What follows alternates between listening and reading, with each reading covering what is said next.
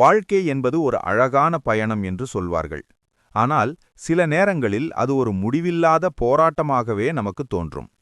காலையில் கண் விழிக்கும் போதே மனதிற்குள் ஏதோ ஒரு பாரம், எதிர்காலத்தை பற்றிய ஒரு பயம், நம்மால் எதையும் சாதிக்க முடியுமா என்கிற சந்தேகம் நம்மை அறியாமலேயே நமக்குள் வந்துவிடுகிறது. ஆனால் ஒன்றை மட்டும் நன்றாக நினைவில் வைத்துக் கொள்ளுங்கள். இந்த உலகில் மிக உயரத்தில் இருக்கும் ஒவ்வொரு மனிதனும் ஏதோ ஒரு கட்டத்தில் உங்களைப் போலவே எல்லாம் முடிந்துவிட்டது என்று நினைத்தவர்கள்தான். அவர்கள் சாதித்ததற்கும் மற்றவர்கள் தோற்றுப்போவதற்கும் இடையில் இருக்கும் ஒரே வித்தியாசம், அவர்கள் தங்களின் கஷ்டமான நேரத்திலும் முயற்சியை மட்டும் கைவிடவில்லை என்பதுதான். உங்களை சுற்றியிருப்பவர்கள் உங்களை எள்ளி நகையாடலாம், உங்கள் கனவுகளைக் கண்டு அவர்கள் சிரிக்கலாம், உனக்கெல்லாம் இதெல்லாம் தேவையா என்று கேட்டு உங்களை மட்டம் தட்டலாம். ஆனால் உங்களைப் பற்றி தீர்ப்பு சொல்ல அவர்களுக்கு எந்த தகுதியும் இல்லை. உங்கள் வாழ்க்கை புத்தகத்தை நீங்கள்தான் எழுத வேண்டும். மற்றவர்கள் வெறும் வாசகர்கள் மட்டும்தான். மற்றவர்கள் உங்களை நம்ப வேண்டுமென்று எதிர்பார்ப்பதை விட முதலில் உங்களை நீங்கள் நம்புங்கள். நீங்கள் யார் என்பது உங்கள் அடையாள அட்டையில் இல்லை, நீங்கள் சவால்களை எப்படி எதிர்கொள்கிறீர்கள் என்பதில்தான் இருக்கிறது.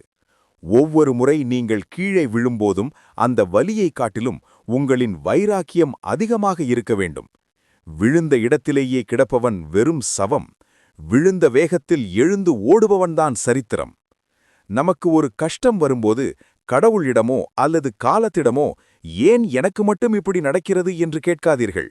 மாறாக, என்னை இன்னும் வலிமையாக்கவா இந்த சோதனை என்று மன உறுதியோடு எதிர்கொள்ளுங்கள்.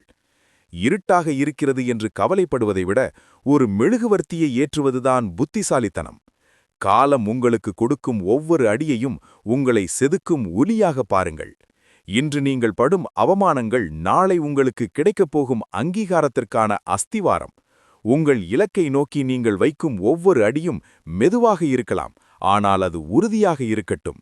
நீங்கள் ஓடுவதை நிறுத்தாதவரை உங்களை யாராலும் தோற்கடிக்க முடியாது. உங்கள் பயணம் கடினமாக இருக்கிறது என்றால் நீங்கள் சரியான பாதையில் செல்கிறீர்கள் என்று அர்த்தம்.